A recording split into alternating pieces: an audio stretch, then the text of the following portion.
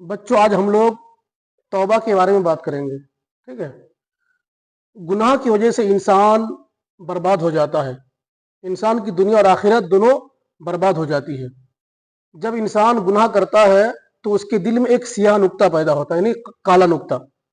پھر جب وہ دوبارہ گناہ کرتا ہے تو پھر سے اس کے دل میں ایک نقطہ پیدا ہوتا ہے، یہاں تک کہ گناہ کرتا رہتا ہے اور نقطہ اس کا بڑھتا رہتا ہے، یہاں تک کہ ایک دن ایسا ہوتا ہے کہ اس کا پورا دل بالکل کالا ہو جاتا ہے.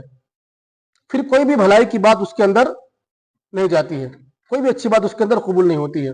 مردہ دل کو درست کرنے کے لیے مکمل توبہ کرے. توبہ کا مطلب یہ نہیں کہ صرف جو ہے اللہ توبہ کہنا یا منہ پر ہاتھ مارنا، یہ توبہ نہیں ہے.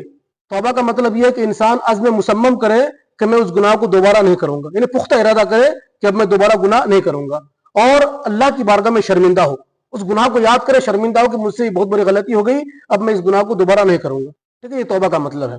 مردہ دل کو زندہ کرنے کے لیے مکمل توبہ کرے اور ذکر و اذکار کی کثرت کرے، اور ساتھ ہی ساتھ موت کو یاد کرے.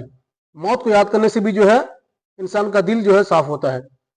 موت کو یاد کرے اور وہ نماز کی پابندی کرے، کیونکہ نماز کی پابندی سے مردہ دل جو ہے زندہ ہو جاتا ہے. لیکن افسوس کی بات یہ کہ آج انسان جوا، شراب، زنا، غیبت وغیرہ ان سب کو گناہ سمجھتے ہیں اور اس سے وہ توبہ بھی کرتے ہیں، لیکن وہ نماز نہ پڑھنے کو گناہ نہیں سمجھتے. حالانکہ نماز نہ پڑھنا یہ بہت بڑا گناہ ہے. اتنا بڑا گناہ ہے کہ بہت سے ایسے ائمہ کرام ہیں جنہوں نے نماز جان بوجھ کر چھوڑنے والوں کو کافر تک کہہ دیا ہے. حالانکہ کسی ائمہ نے شرابی کو، جواری کو یا کسی گناہ کرنے والے کو کافر نہیں کہا ہے، لیکن بے نمازی کو جو جان بوجھ کر نماز چھوڑتے اس کو کافر تک کہہ دیا ہے. اس سے معلوم ہوتا ہے کہ نماز نہ پڑھنا ان سب سے بڑا گناہ ہے. تو ہمیں نماز کی پابندی کرنی ہے. تو لوگ جہنمیوں سے پوچھیں گے، تو لوگ پوچھیں گے تم لوگوں کو جہنم میں کس چیز نے ڈالا؟ تو کیا کہیں گے جہنمی؟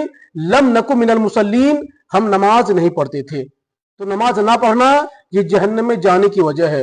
تو ہمیں نماز کی پابندی کرنی ہے اور مکمل توبہ کرنا ہے اللہ تعالیٰ کی بارگاہ میں. اور تمام لوگوں سے گزارش ہے کہ اس ویڈیو کو شیئر کریں تاکہ لوگوں کو دین کی معلومات ہو اور لوگ نماز کی پابندی کریں، گناہوں سے توبہ کریں، کیونکہ آخرت میں ہر ایک کو جانا ہے، اللہ کے سامنے جو حاضر ہونا ہے.